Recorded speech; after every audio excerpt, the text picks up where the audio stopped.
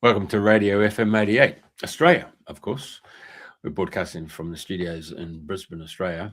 Our co-host is in the UK, in the Northern Hemisphere. They're going through a bit of a summer blitz there of sunshine. Ooh. So they're not heading off to the Mediterranean. They're all staying home for the first time in ages. And without further ado, now I'm not only going to introduce you to my co-host, but our guest is around the corner in Brisbane, in an area called Redlands.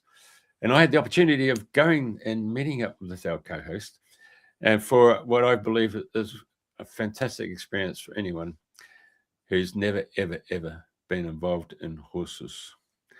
So without further ado, I'm going to pass it over to Priti, and then we'll carry on with the show with our guest. Hello, Jeff.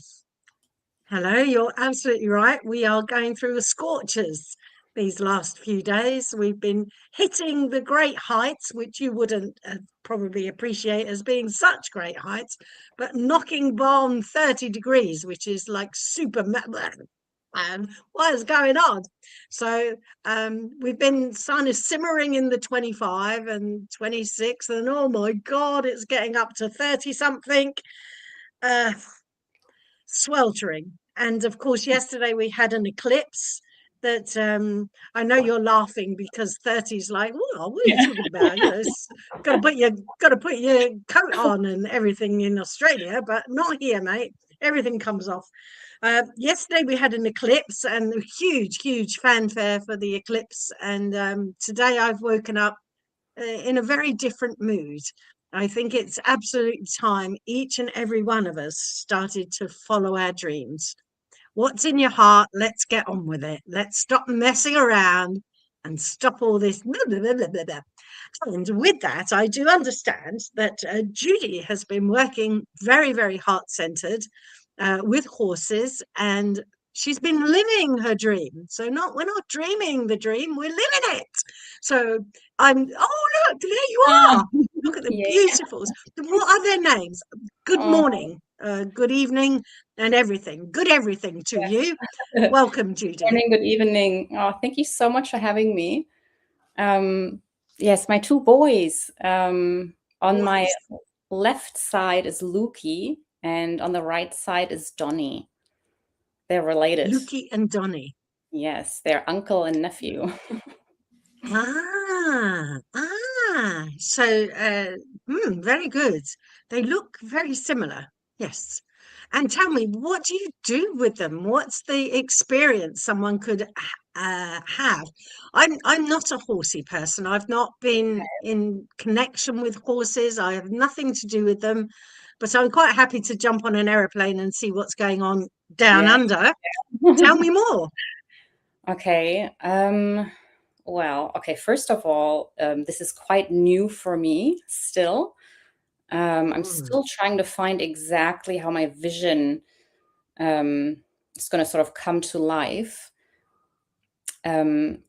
Ultimately, I think what we're all sort of getting wrong is that we're trying to do a lot of things. You know, we're trying to change who we are. We're trying to pick up new practices, trying to, have this new experience with horses, with yoga, with meditation, with dance, with whatever. There's a constant sort of, what do I do now to change, to improve, to get better?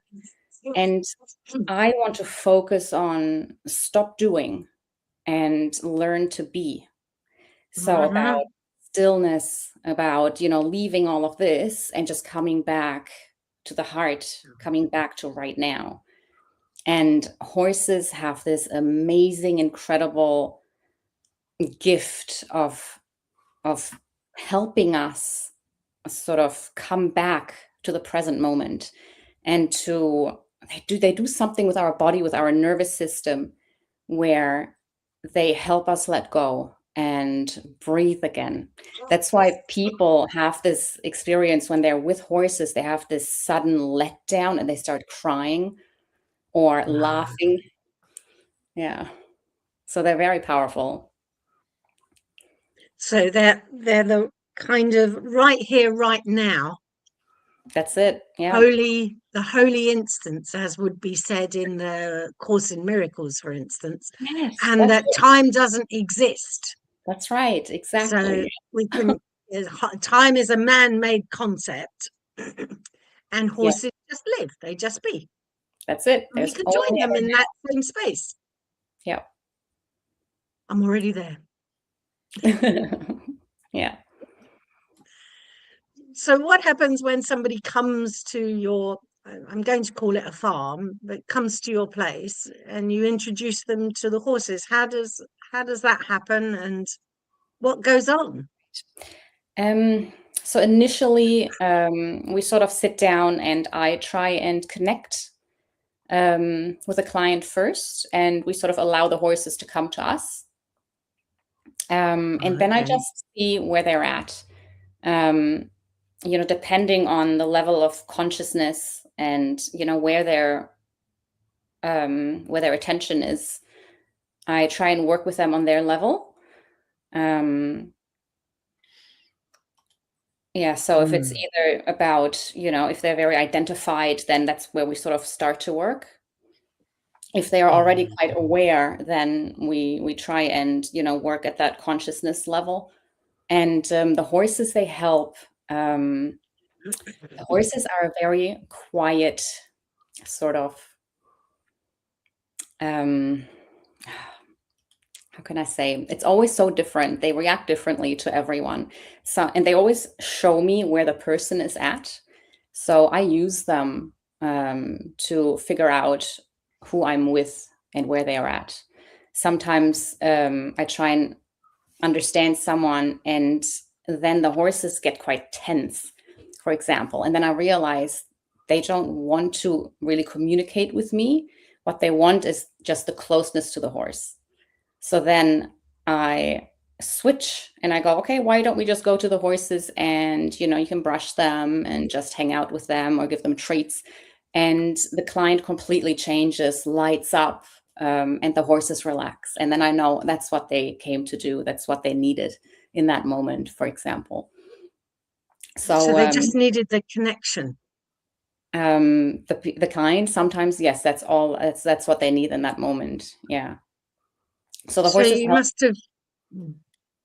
They help me. You must have come across many, many different people. Oh, it's the echo. It's the it's the time today. Yeah, not that many. Well, my work is very new.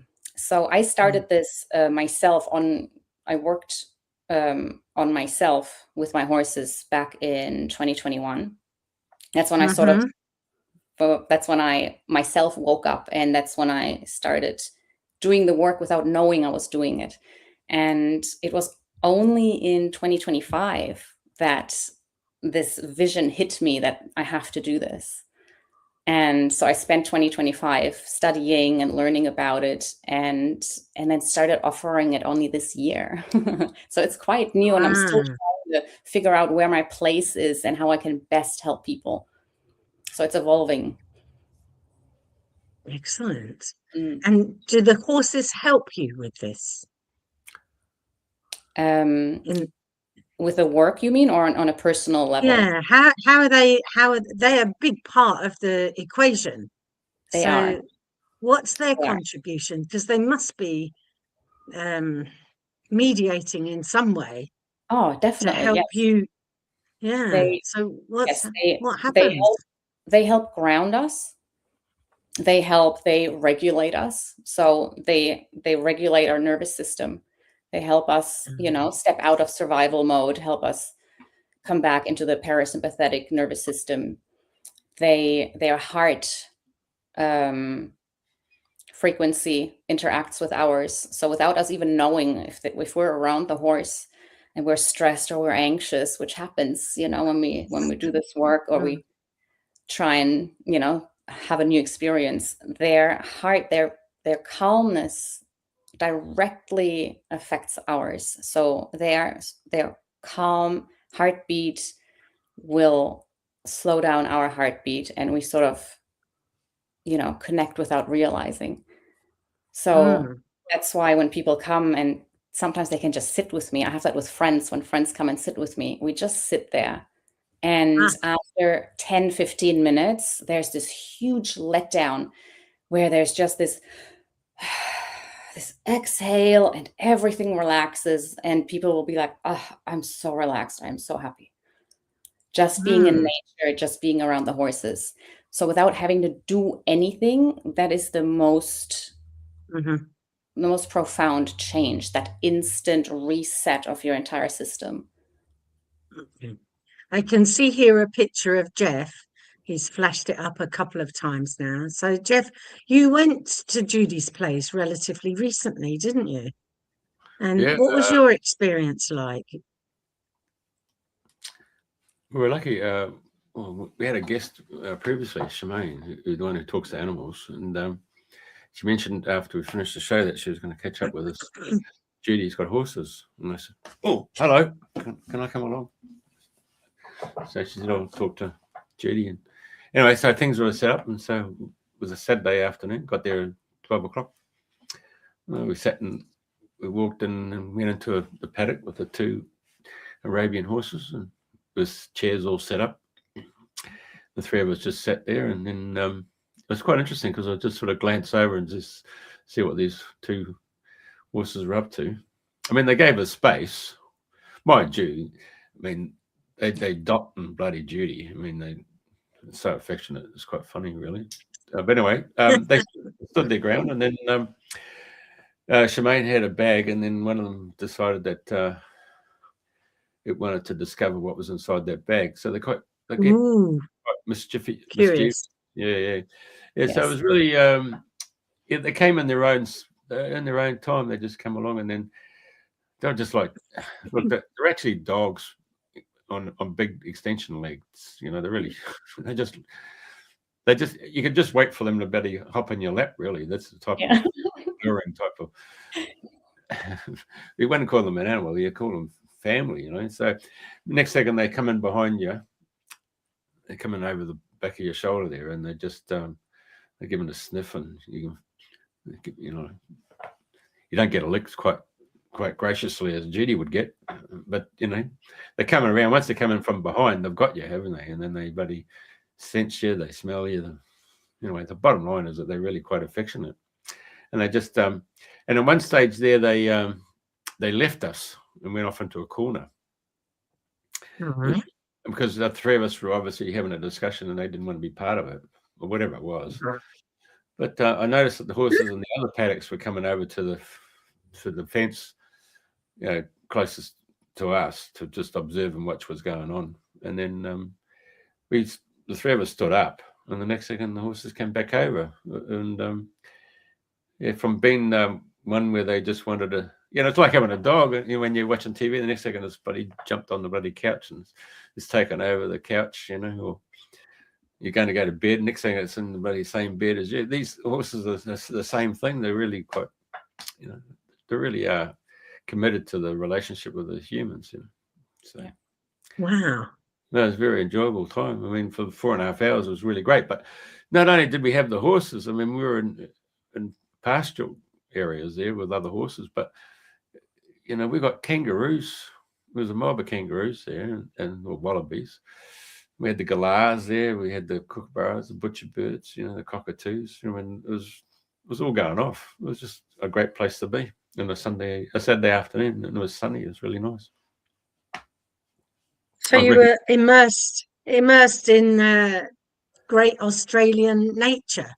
That this is it. This is the land. These are the animals. These are the plants, and we're just a part of that. We're not separate from it. And you kind of immerse yourself in it. Does that sound about right? Yeah. I think Judy would actually would confirm what I've said, in the sense that we've had a lot of rain. It's abnormal to have rain because we normally get the rain in the cyclone season, which is, you know, December, January, February. But we've had rain right through to July. It's come through, and so the paddocks were really rich in terms of a lot of grass. And so the greenery was quite substantial, whereas in the past, you know, you come in there and it'd be quite barren, you know, and then you have to bring in the hay and other forms of feed, where there's plenty of feed there, and it's the greenery that really enlightens it. I mean, it's when you go to the UK, you know, you go into Somerset or you go into Devon, you know, where you got plenty of rain there. It's just that rich greenery that comes out, not only the grass, but it's the hedgerows and everything like that. It's really quite spectacular, you know, England in that regard. Yeah, so yeah, Mount Cotton, Redland Bay, Carbrook is where Judy's got the horses. It's a really great spot. So people who are watching the show, if you have the opportunity to come up to Southeast Queensland, I suggest you actually get hold of Judy well beforehand so you can set up a time. And so, you know, she brought the chairs and put them out in the field. So for Charmaine, myself, and Judy, it was just natural for us to go there. And I think that the horses knew Judy, and so, you know, they could trust that if Judy let us come in, that we must be good. So, but they kept their distance, but they were pretty inquisitive to find out what was inside that bloody bag that Charmaine's got. So that's yeah. And she had feathers in her hair, which they were also so interested in. Okay. Yeah. Was that with you, or was that another time I was with her? Yeah, I would have been with her. Feathers. Was that another time? Oh, she had feathers on there. Yeah. Okay. Yeah. So, so your question to you, Priti, would be, it was a great afternoon, and no question about it. And yeah, one with nature, and of course the horses just made it. I mean, I got next door neighbour, and their two dogs come over to my place. I mean, the greyhound is just an adorable. It's just so demure, and it's just like it just wants to be with you all the time. It just follows you around, and these horses are the same. It's just, as I said, it's just like a dog with extension legs on it. Bloody fantastic. Mm. Yeah. I can't take him in the house, otherwise I would. Yeah. And would you be able to describe their personalities? Are they very different characters, or are they quite similar? Yes, no, they're very different. Yes, so Luki, he's 9 years old.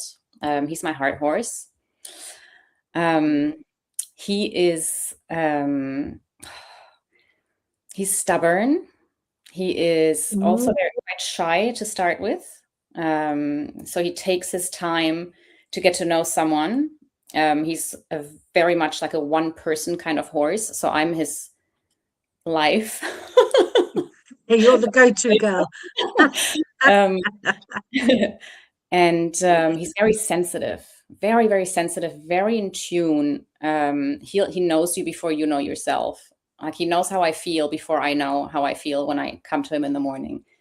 He holds a grudge if I'm late with his food, or I go away on holidays and I come back. He's really mad at me. And he shows it by sort of swishing me with his tail or bumping me with his belly. Like, he'll act out like that, which is really cute. He's also quite concerned. So he will always look to me for guidance to make sure we're okay. Big heart, huge heart. He saved me from a snake once. I was walking him and he just stopped. And I'm not someone who forces my horses to do anything. I always make sure I communicate with them and make sure I know why they're not doing something. So I never think they're misbehaving. I'm always aware that if they're not doing something, there's a reason. They're not just being naughty. So he stopped and I was like, come on, let's go. And he just would not move. And he just put his head up and really dug his feet in. And I'm like, what are you doing? This is so weird. And I was just like, come on. And I was like trying to just gently lead him. And I look forward and there's this big python just like slithering across the path. I would have stepped right on it. I didn't see it. And then once it was gone, he walked with me again. So traffic control. Yes, he's very tuned in. Donnie is he loves people. He loves everyone. He's sort of like, I always say that he has ADHD. He's that sort of horse. You're like, oh, what's this? Oh, what's that? And he wants to know everything. He wants to be in everyone's space. He has no personal, there's no personal space in his life. He'll be right in your face all over you. He'll, nibble everything. He's fun. He wants to be the center of everything. He wants to be a part of everything. He wants to play. He's curious. He is quite dorky. He'll trip over his own feet. What else? Also very. So you've got like the introvert and the extrovert in the horse world. Yeah, pretty much. Yeah, you can say that. Yeah, they're very different. And tell me, why have you called your ensemble Lead with Love? How does that Lead with Love? It's pan a little out? How does that integrate within the whole process? Yes, so it's a bit of play on the words, lead with love, like if you're leading your horse, right? But also lead with love. I want people to stop leading with their mind, leading with thought, trying to think themselves out of whatever, and trying to think they have to fix their life, and stepping out of that and just leading with love, coming back to their heart. So always my motto in life basically is, what would love do? That's basically it. So I want people to get back in touch with who they truly are and not be so lost in life, so lost in mind and the doing, coming back to being. Yeah. And is that one of the reasons why you let the horses come to the person, so that when they're ready to be, the horses will show up? Yes. Yeah. So I believe in connection above anything. When it comes to life, people, trying to help people, healing, anything really, it's connection and safety that is most important. And that's not just for my clients, that's for my horses as well. I need them to trust me. I need them to know that our connection is number one, so that there's safety. And so I don't push anything on them. I don't try and force them. I allow them to take their time to come and to then share that bond, that connection, that safety with me and the client.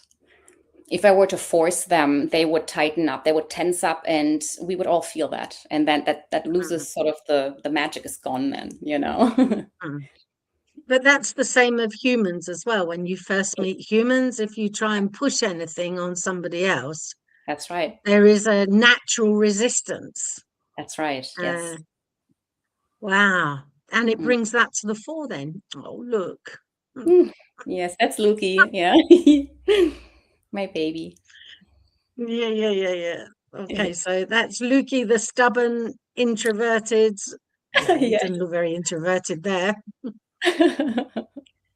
So you could just while away 4.5 hours without even realizing. So timeless. It becomes timeless. Is that right? Yeah. Okay. So we're getting there. Wow. You got a great job, girl. Yeah. Yes. Everyone will want to turn up and be at your place, I'd imagine. Yeah. I have this whole new vision that I'm trying to bring to life. Oh, yes, please. Let's hear it. Obviously now I'm doing one-on-one, and I'm realizing that that's not really the answer. I'm starting to realize that what we really need is a tribe, community. And I'm wanting to build a space for everyone, but like specifically that where I can help is for women to come together to heal or find themselves in a group, where they are seen, where they can reflect and also see that other people are exactly the same, that we're all in one way or another going through the same thing, living the same life, having the same human experience in different ways. And we all need that. We need that safety to really heal the body, to come back into connection. And I can't do that on my own. I'm starting to realize, talking to all these people, we need community. We need bigger gathering, and not just a place where you go to have an experience.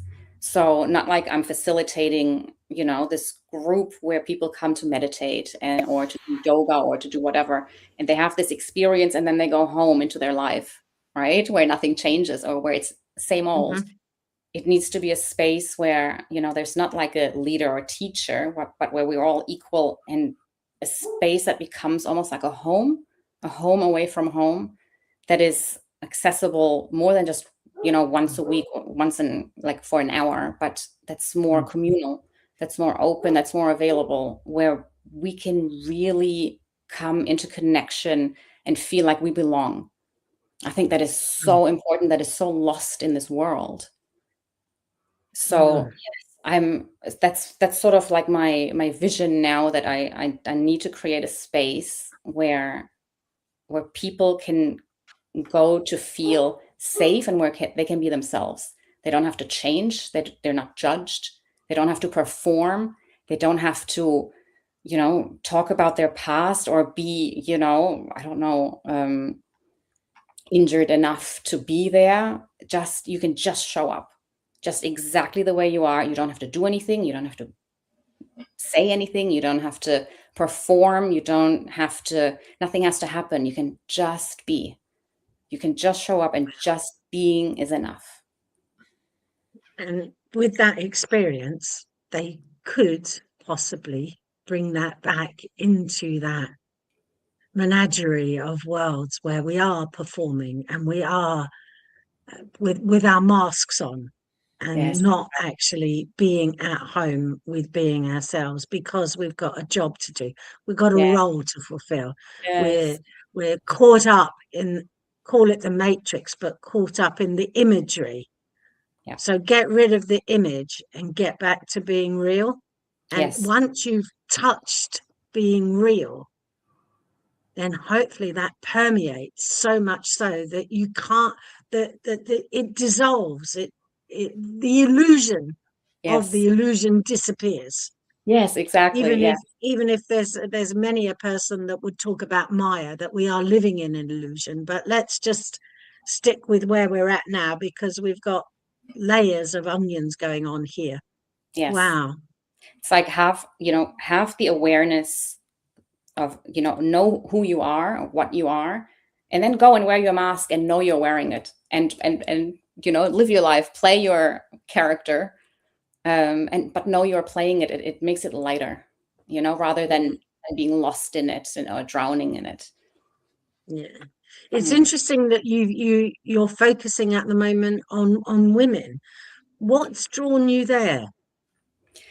I think because I am a woman, I feel like I can have that circle of women. I would also love for a man to do the same thing for men, to have a men's circle, a men's group. So I'd love to find someone who does what I do, but who is a man. And, we can combine forces, children as well. So, it doesn't just stop with women. Like I want everyone, obviously. I want this to reach everyone. But I think my role, I don't know if I could facilitate this for men. I don't know how that would go. Because women are naturally known to be the beers in the world, and the men the doers in the world, without wanting to be black and white about it. Women be, men do, but but inside the being, women do, and inside the doing, men be. So there's a kind of yin and yang going on there. That's right. I think it's all perfectly feasible, wouldn't you? I hope so. Yeah, I think so. Definitely manifesting it. Yeah. Oh, good one. So there could be somebody out there listening that's hooking into the whole idea of men being just as well as women being. Yeah. Okay. Yeah. And who knows, together you can do it. Yes. And create this whole new environment that you're talking about of you just be. There isn't anything more to do. Yeah. Yes. Well, you know the So old we could story, stop. of course. The old story, you know, if you have a dog, it's a chick magnet. And if, in Judy's case, you have a horse, and it's a bloody Man magnet. yeah. Oh God. Judy, did you know you were creating man magnets? No, I'm not, please. Well, that would biologically be inherently what you're designed to do. Yeah, without wanting this to sound inappropriate, I think it's more like a child magnet. I think So we're going into the genderless version of it. Yeah, I think children are very drawn to the horses. Actually, I've noticed that. I'm yet to work with children. I'm sort of a bit careful with that still, but I'm starting to realize that it could really help children to have that space where they can interact with the horses. And I want to start that as well. I think all they need is to be around them, to be allowed to touch them and brush them and lead them around. I think it's so healing. I know it was for me when I was little. That's sort of what saved me when I was young. My childhood wasn't the best, and I had these horses, and they were everything to me. Wow. Mm. And Yeah. so was this your first interaction with horses when you were very, very young? I mean, I've had no interaction with horses. Oh, yes, I did once upon a time. Yeah, that was not great, but none the mind. So Well, tell us about your lifelong story with horses then. Was that So the these are rocking not horse? your Is that the rocking horse down at the bloody down the piers down at the local beaches, mate? Is that where you're riding? wooden horse. Yeah. A wooden horse. I had one of them in Troy. Did you? Okay. So Oh, you've yeah, got yeah. a lifelong, a lifelong relationship with the horses then. That goes Yes, back to yeah. what, when you're 5 years old or younger?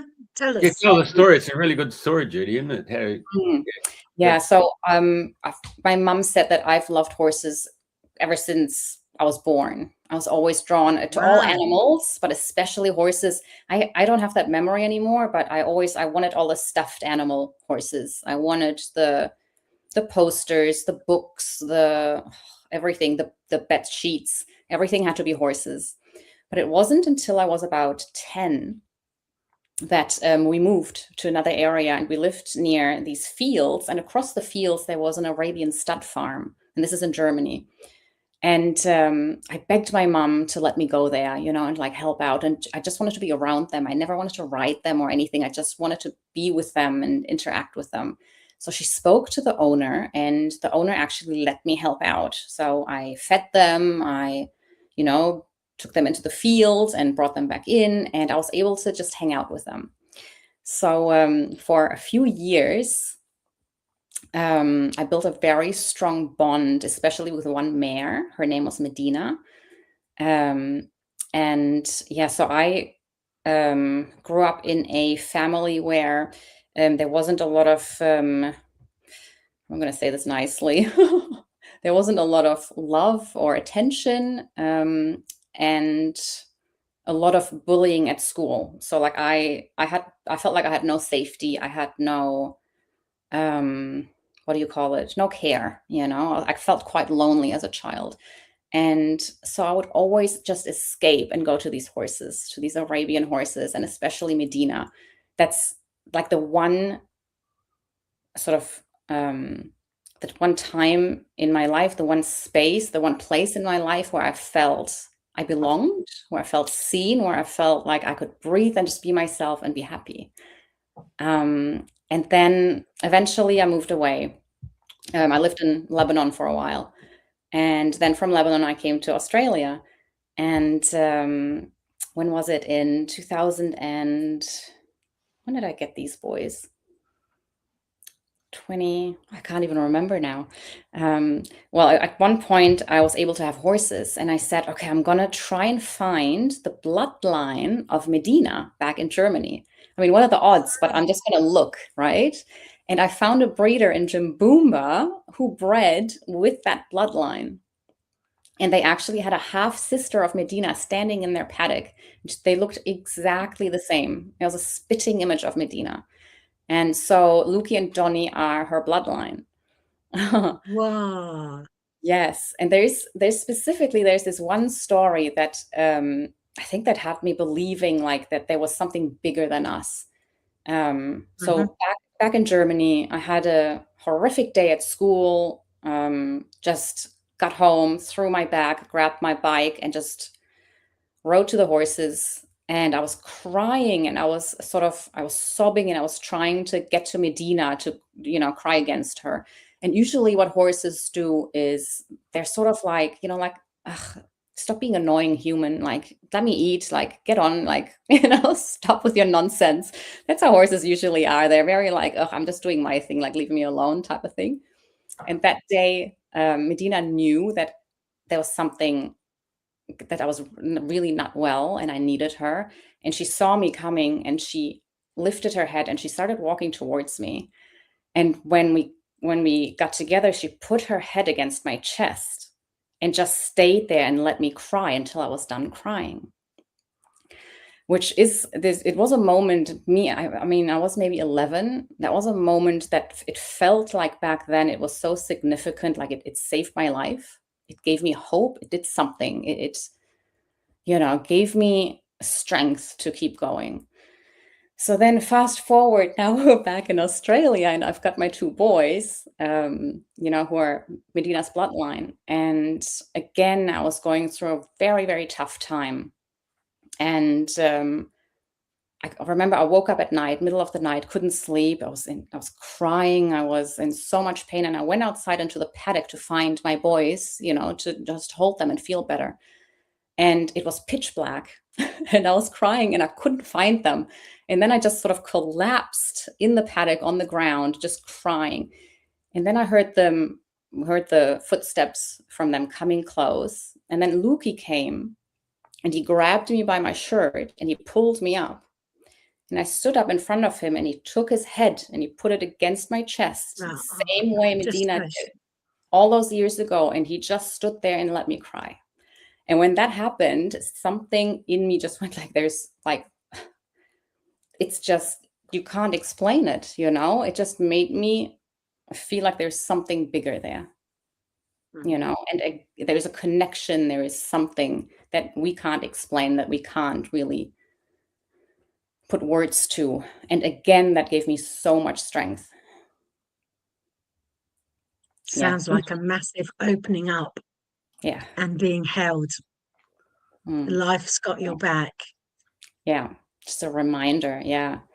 Yeah. So these horses, they mean everything to me. Yeah. Yeah. And a remarkable story that you managed to find Medina's bloodline.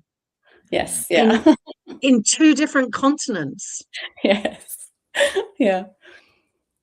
So is Medina the great-great-grandmother, or where is she in the kind of human scale of things between Luki and Medina? God, I can't really tell you. I'd have to look at it again. It's a bit more complicated. I think it is. So the half sister, they had the same father. So with the stallions, they freeze the sperm. So that's why this is possible. With the boys, I think it would have been from the dad's side. Can't tell you. So you don't know how many generations are in between them, but it doesn't matter. Not that many, but yeah.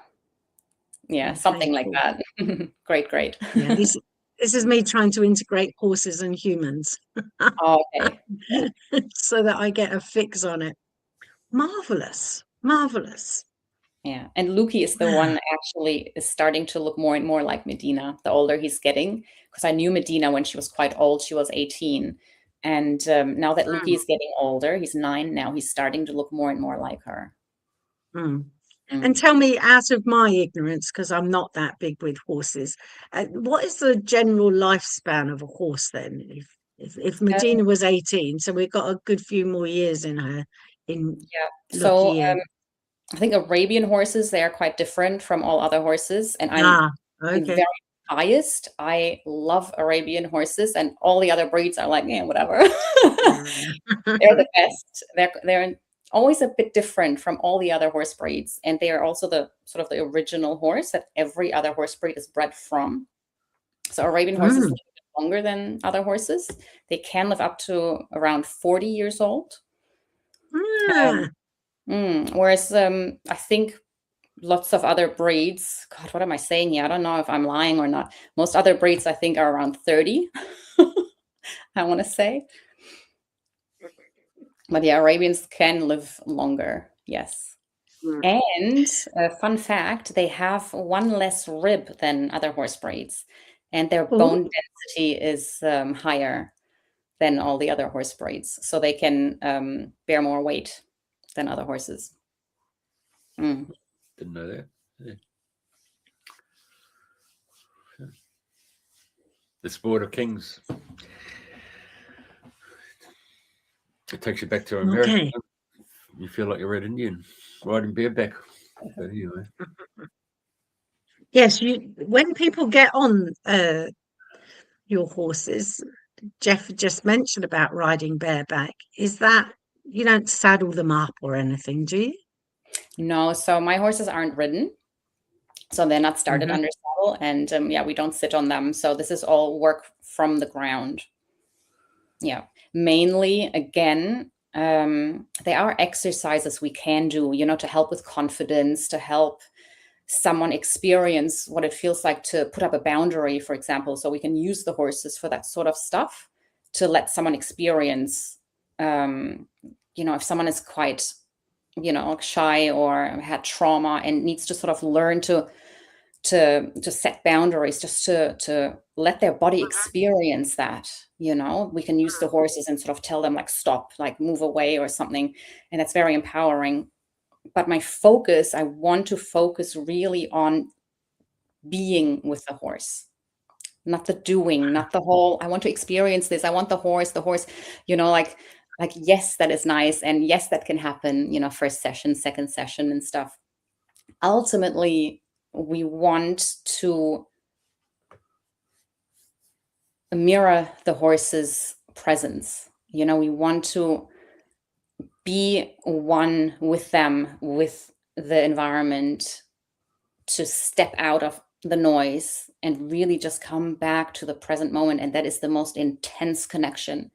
When you get to that point where the horse is just standing there and meditating with you, it's the most intense connection.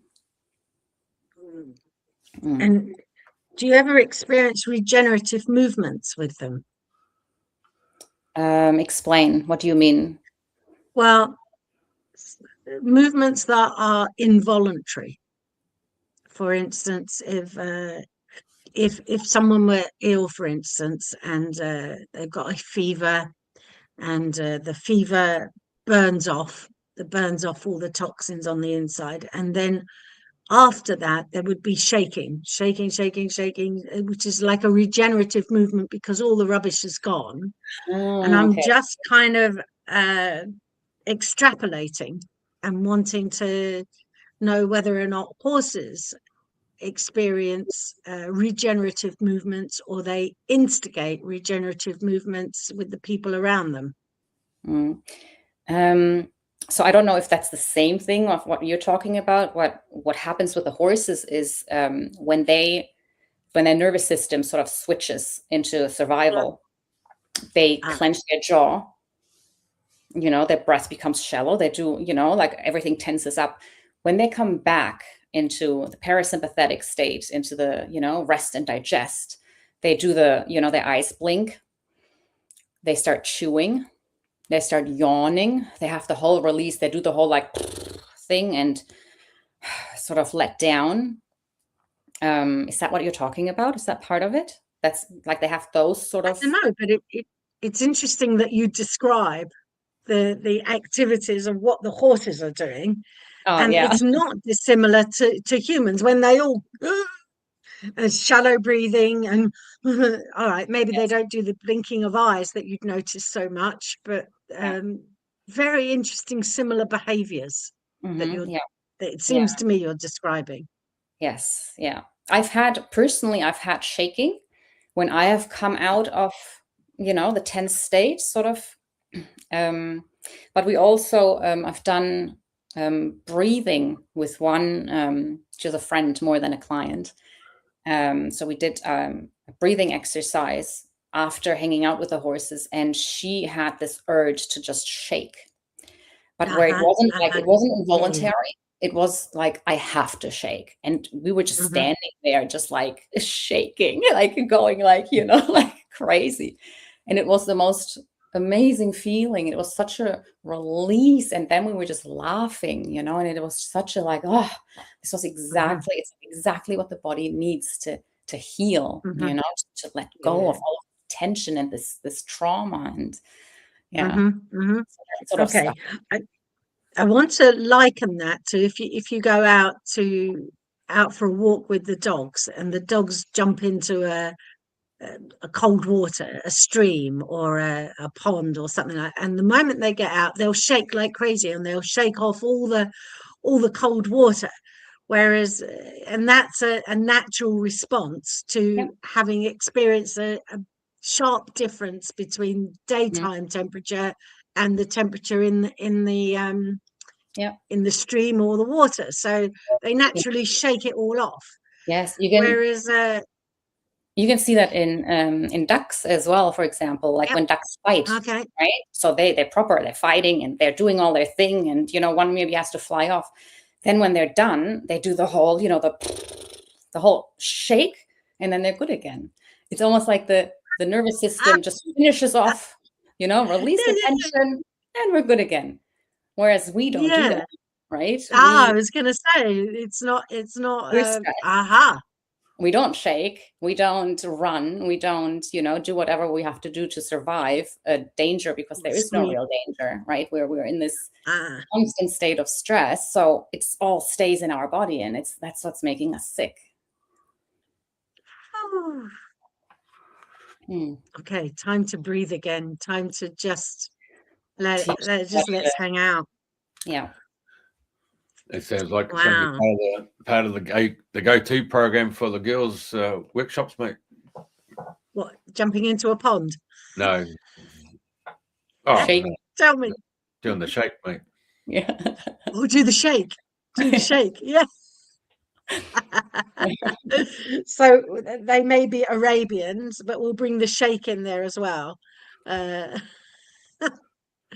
good. It's a nice idea. And do you have any other ideas as to where, you described your vision very beautifully about men's circles and women's circles, or for men horses and women horses. Do you see them relatively close to each other? Geographically, I mean. Oh, yes. Do you mean where this would be facilitated, or? Yeah. Oh, yeah, definitely. Same space. Yeah, definitely same space. And there would also obviously be, times where we mix and we really are just, one. I think where I separate them is really just about, to have that women's circle where we can speak openly, vulnerably, and really just show what's going on, where we can really be vulnerable and just blurt it all out. And I think men need the same thing. I don't think a man will really open up and be vulnerable if there are women around the way they would if it was just men. Do you know what I mean? So I think that has its place. But then, of course, there's also, the space, the time for, men and women to come together and share, especially if it's like something about self-inquiry then rather than expression. Self-inquiry is, we're all the same, so we can all do that together. Yeah. And tell me, how big is the place where you're at? I'm just kind of trying to envisage it in my own mind. And how much space does a horse need? Yeah. Okay, so well, where I lived with my horses, we were on 5 acres. right now where they are, where I have them adjusted in Carbrook, it's over 40 acres. It's massive, the property. Ooh, Yeah. right. And yeah, my horses have their own paddock. It's quite large. It's a good size. But yes, for this vision, I'm seeing a different space. I would love to have them with me and to be able to, you know, design the space, because right now I don't have a shelter. So if it rains, then everything's canceled. So that's something that I need to, it's something I need to think about. But yeah, we'll see what happens. Okay, so if there's a couple of man horses out there that are sensing that they might like to come and join you in this venture, you'd be open to it, would you? Yes, definitely. If anyone feels drawn to this, if anyone resonates to anything I'm saying here, I would love to hear from them. I'd love to collaborate. Definitely. This is not a one-woman show. Okay. And it did sound to me when you were describing things that we need to know ourselves before we can offer to everybody else. I think so. The tribal business you talked about, or not business, but the tribal connection. But when you know yourself individually, who you are and what you want, where you're going, then you can become more of a community. So it sounds to me like you're on the cusp. You're on the verge of breaking through. I don't know. I hope so. Yeah, I think so. I think I feel like there are different sort of levels of consciousness, or different levels, different planes of existence, maybe I can say. The plane of, you know, where I'm this physical body, I'm this human, you know, I'm a woman, and, you know, I have dark hair, and, you know, this is where I live. If that's who you are, if that's as far as you go, then sort of that's the level that you need to reach that person, right? So you have to address them on that level.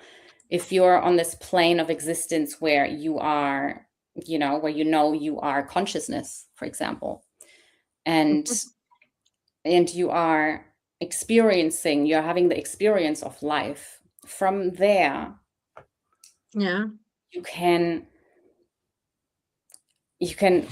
help people on every level, on the human level, the soul level, the consciousness level, to help them, you know, to reach them sort of in a way where you're basically not helping, you are holding space, right? You can understand where they are, and you hold space for them to discover themselves, to,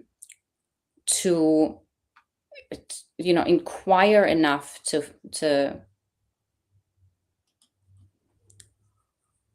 have that space without judgment, without someone pulling them back to, yes, you are this, and yes, this happened to you. Do you know what I mean? Like keeping them stuck in the story of their mind, but where you can sort of allow them to sort of almost spin out, you know, until the momentum is gone enough that they're quiet.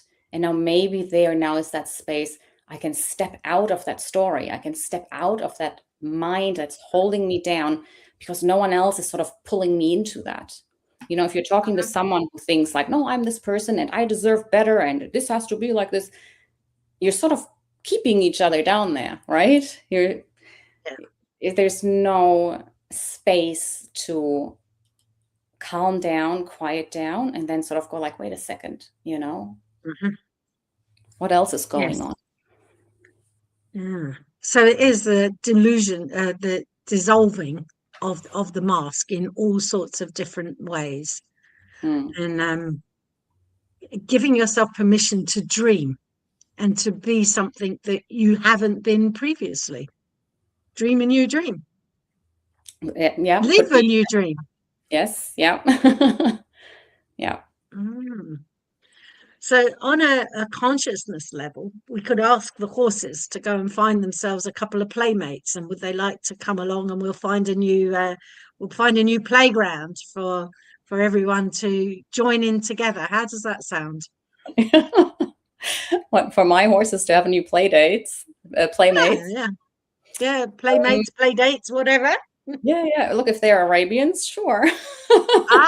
Okay. Prerequisite. You have to be Arabian, not any old horse. Just get the Arabians to talk to the Arabians. Yeah. Okay, very good. So I think we can. I love all the horses, but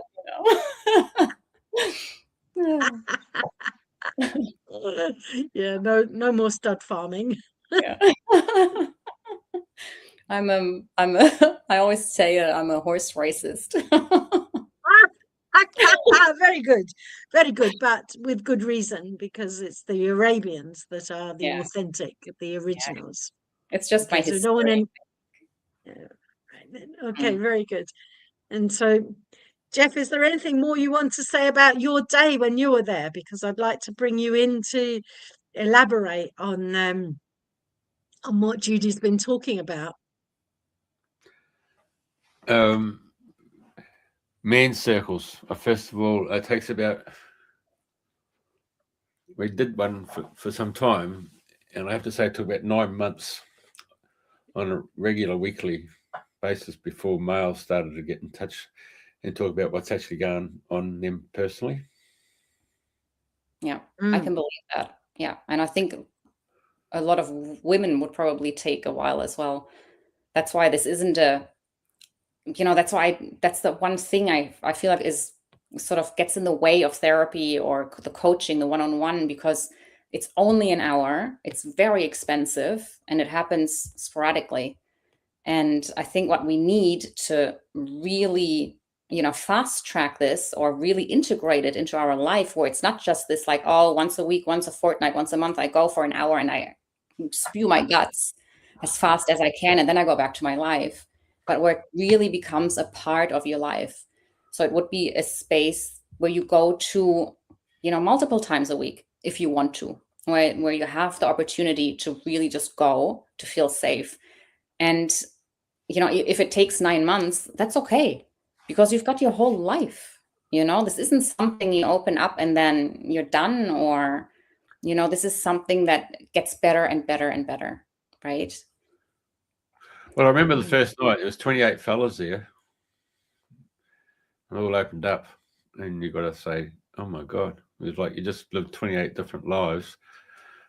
And none of them really got to reach their potential because of pregnancy, marriage, divorce.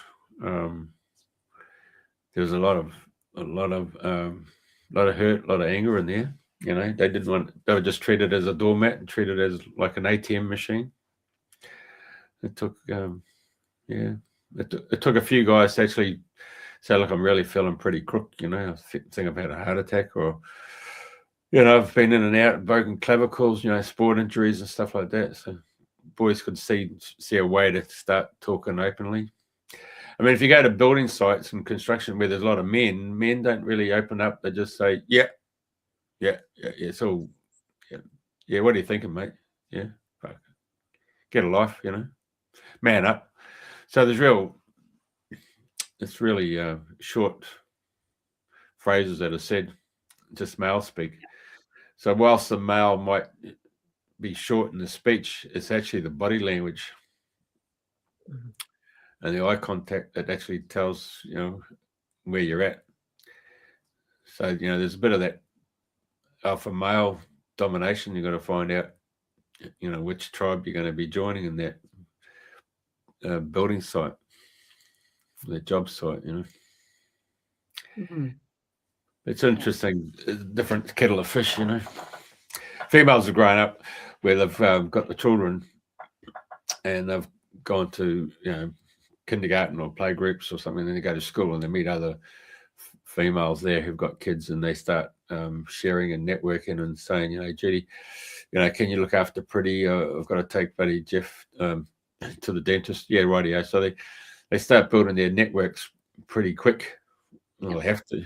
And as most mothers know they look after their sons because some other woman's going to snatch him and take him away from the nest and take him back to her nest where her mum is.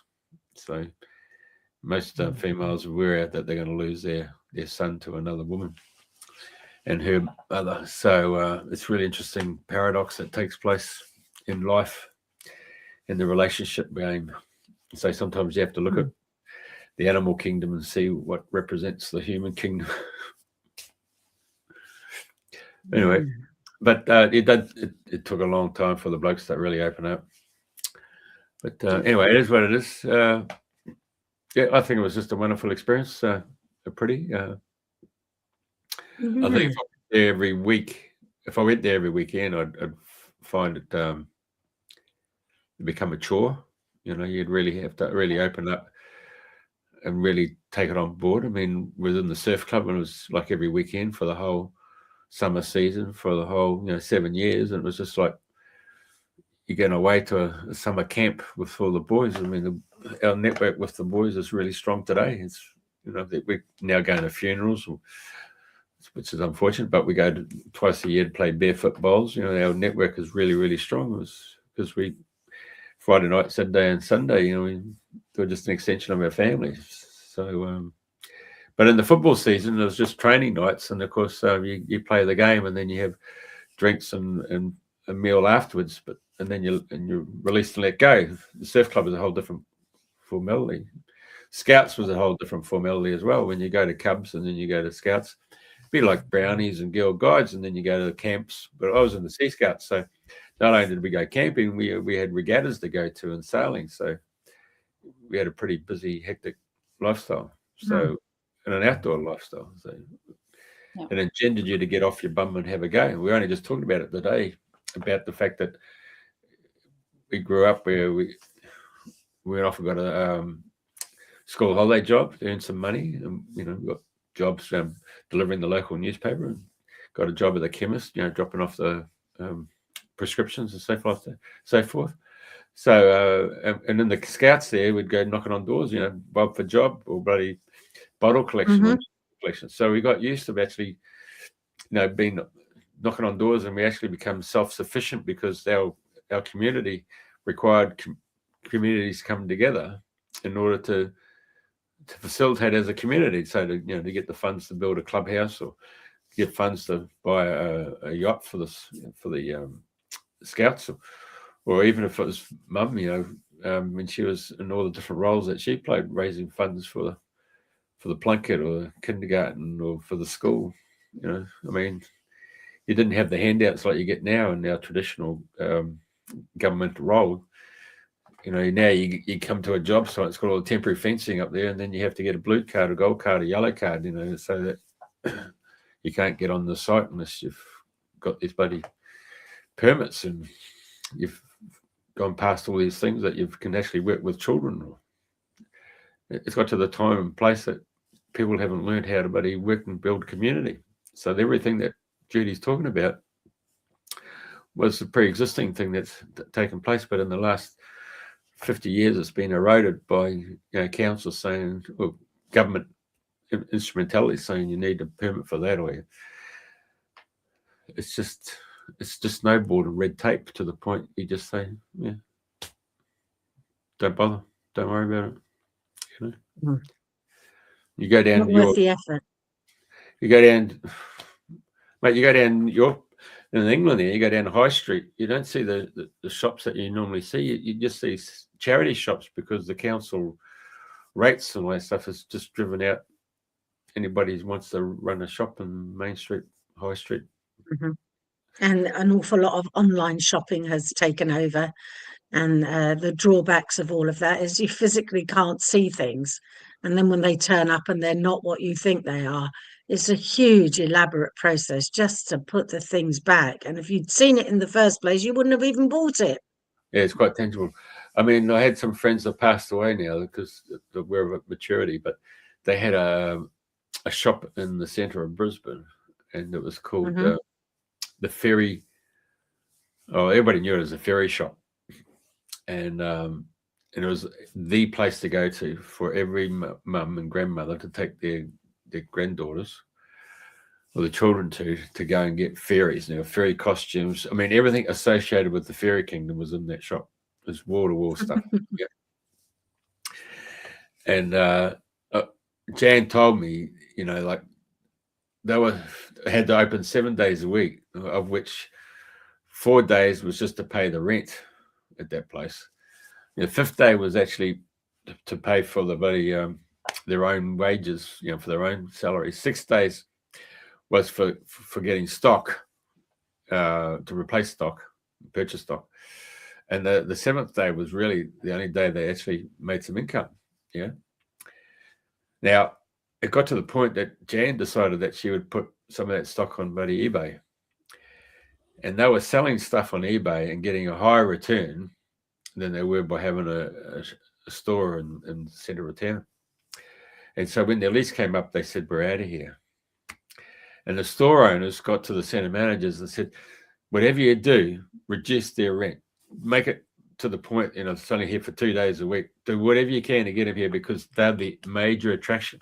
They're the only attraction that gets people in the doors. Yeah. If you don't have them, we're dead. The whole shopping centre is dead.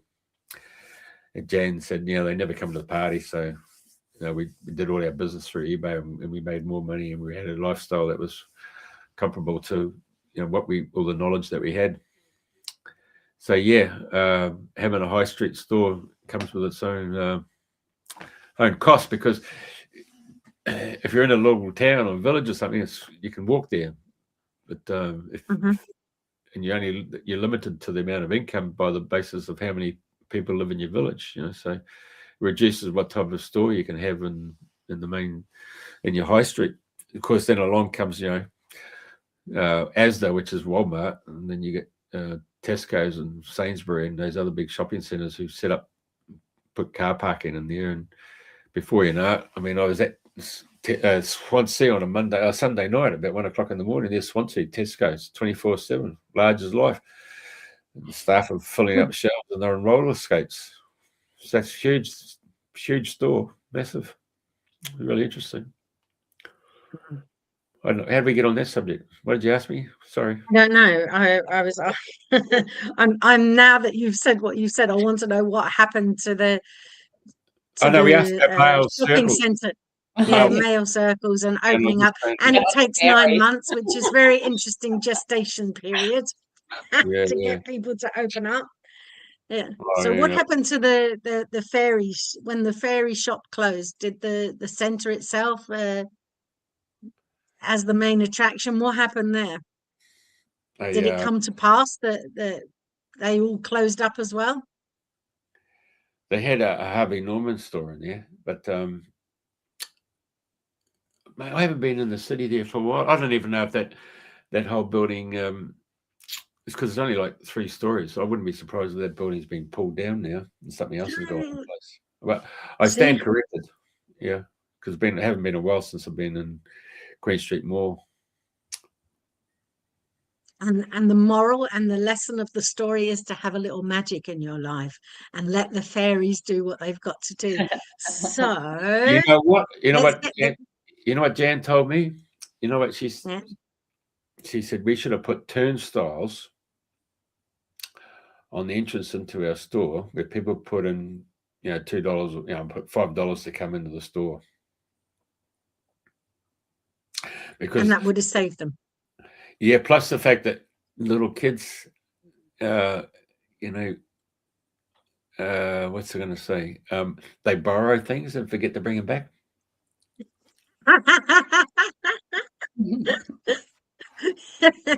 Well, they're in the land of fairies. There's no such thing as money in the fairyland. Come on, it's fairies. It's elemental. So bringing the elementals back to Judy and the Arabian horses, what can we do over there to make it all happen? Men's circle, women's circle. We can ask in the greater scheme of things, in the consciousness we get hold of, because I'm told that the necks of horses are so long because they're like an antenna to the astral realms and the fairy realm. Really? Does that sound about right to you, Judy? They got a mane. So you have a look at Judy. She's got a mane. So we've heard about She's having long hair because it becomes the transmitter and receiver, a bit like the Navajo Indians, and Samson getting his hair cut. So it says a lot to what you're saying there, Priti. Well, I'd love to see your dream come true. Yes. And what I mean by that is that not only is it not just an idea, but it's something that it comes from deep within. It comes from your childhood experiences, that gorgeous connection when everything else all around you was just dire and awful, and all you wanted to do was cry your way back into existence. And if that's the way to do it, let's just all do it. Let's just do it and stop doing and just, I'm all for one, for being. Yes. Yeah. I remember when I was soon after I retired, or soonish after I retired, a friend that I worked with, he asked me, "What are you doing these days?" And I looked at him, I said, "Oh, I'm just being. That's it." And him and his wife, they both belong to Mensa.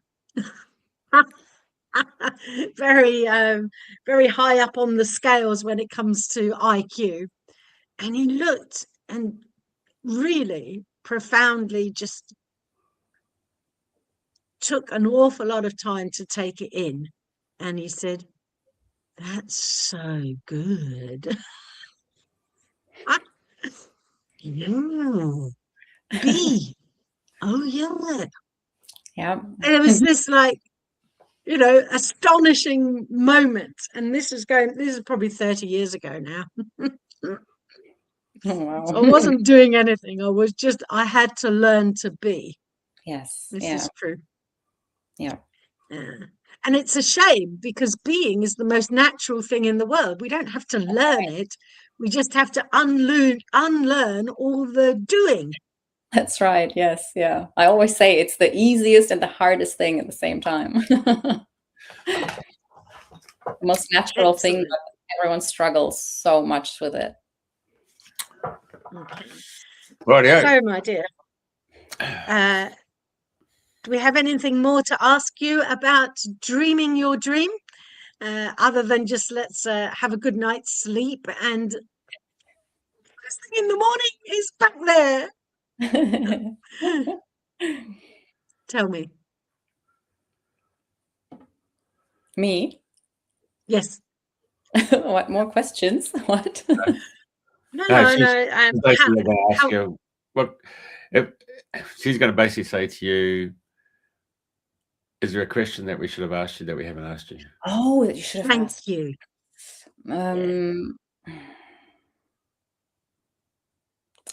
No, I think I've covered what I've wanted to cover.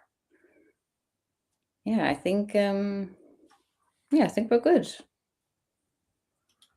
Yeah, excellent. And I do think your being is the most natural way to be. Thank you very much. And let's all of us, each and every one of us, have a very nice being day, being night, being week. And we'll see you next week, Jeff from UK. Thank you very, very much. You brought a smile to my face. It's just jolly good. Thank you very, very much. Thank you. Bye now. Thanks.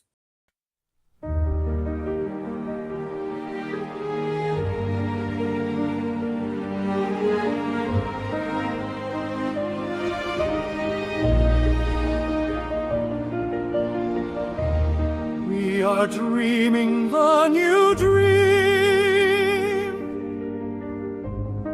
transforming reality and bringing into creation the world we want to see. people are dreaming the new dream, following their heart's desire, being the change